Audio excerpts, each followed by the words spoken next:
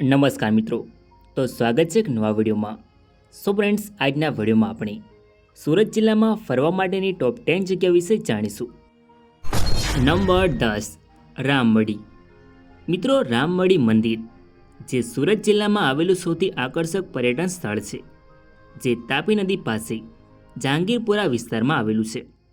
અહીંયા નાનું ગિરનાર પણ બનાવવામાં આવેલ છે. આ મંદિરનો સમય સવારના 7 થી સાંજના 9 વાગ્યા સુધીનો છે. આ મંદિર જહાંગીરપુરા મેઇન રોડ ઇસ્કોન મંદિર પાસે જહાંગીરપુરામાં આવેલ છે. અહીંયા તમે દર્શન કરવા માટે આવી શકો છો. નંબર 9, ગોપી તળાવ. મિત્રો, ગોપી તળાવ જે સુરતમાં આવેલું સુંદર તળાવ છે, જે સુરતના ગોપીપુરા વિસ્તારમાં આવેલું એક ઐતિહાસિક કૃત્રિમ તળાવ છે, જે મુઘલ સામ્રાજ્ય દરમિયાન એક સમૃદ્ધ વેપારી અને ગવર્નર મલ્લિક ગોપી દ્વારા 1510ની આસપાસ બાંધવામાં આવ્યું હતું. અહીંયા બોટ રાઇડનો આનંદ માણી શકાય છે. ગોપી તળાવની આસપાસનો વિસ્તાર ઘણા વિષયોના ક્ષેત્રમાં ફેલાયેલો છે, જેમાં ફૂડ ઝોન, કોમ્યુનલ હોમની ઝોન, ડાયમંડ ઝોન અને ટેક્સટાઇલ ઝોન વગેરે.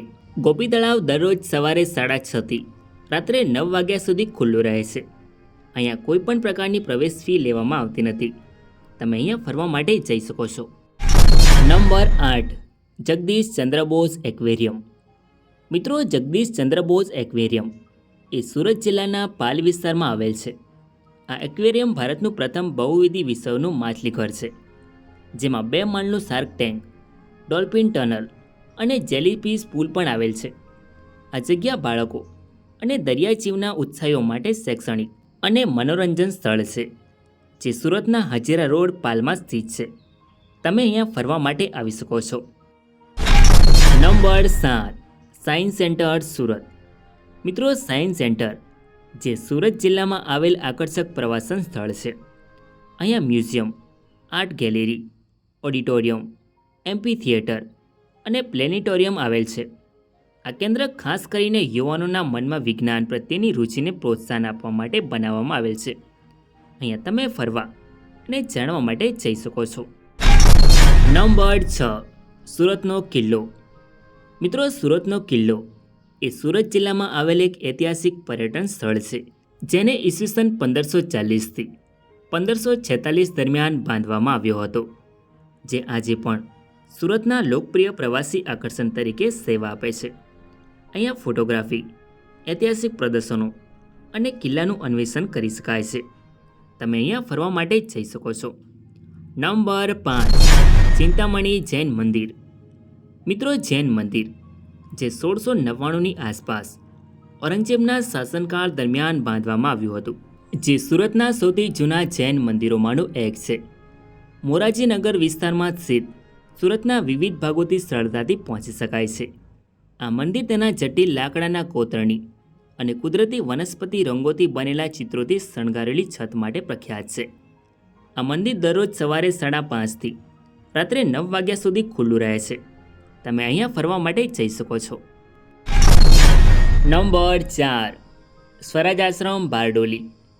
સ્વરાજ આશ્રમ સુરત જિલ્લાના બારડોલીમાં આવેલ ઐતિહાસિક સ્થળ છે, જેની સ્થાપના 1922માં સરદાર વલ્લભભાઈ પટેલ દ્વારા કરવામાં આવી હતી, જે બારડોલી સત્યાગ્રહનું કેન્દ્ર સ્થાન હતું. અહીંયા ઐતિહાસિક માહિતી અને દેશની આઝાદીના સમયના ફોટાઓની ગેલેરી જોવા મળે છે, જે ઇતિહાસના પ્રેમીઓ માટે બેસ્ટ સ્થળ છે. Number 3, Dutch garden. Dutch garden જેને દયાળજી ગાર્ડન તરીકે પણ ઓળખવામાં આવે છે. આ ગાર્ડન સુરત શહેરની બહાર નાનપુરા વિસ્તારમાં તાપી નદીના કિનારે આવેલું એક ઐતિહાસિક અને શાંત બગીચો છે. આ બગીચો ડચ અને બ્રિટિશ વેપારીઓની યાદમાં બનાવવામાં આવ્યો હતો, જેઓ સુરતમાં વેપાર માટે સ્થાયી થયા હતા. આ સ્થળ લીલાછમ ઘાસ, વૃક્ષોની છાયા અને તાપી નદીના સુંદર દ્રશ્યો માટે જાણીતું છે. Number 2, Sarthana nature park and zoo. Sarthana nature park and zoo સુરતમાં આવેલું આકર્ષક પ્રવાસન સ્થળ છે, જે 81 એકરમાં ફેલાયેલું છે.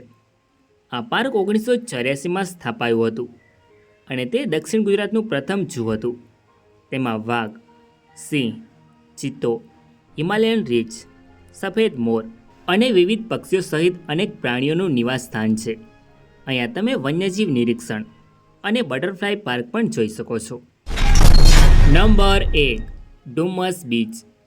ડુમસ બીચ ગુજરાતના સુરત શહેરથી લગભગ 21 કિલોમીટર દૂર અરબી સમુદ્રના કિનારે આવેલો છે, જે એક લોકપ્રિય પ્રવાસન સ્થળ છે.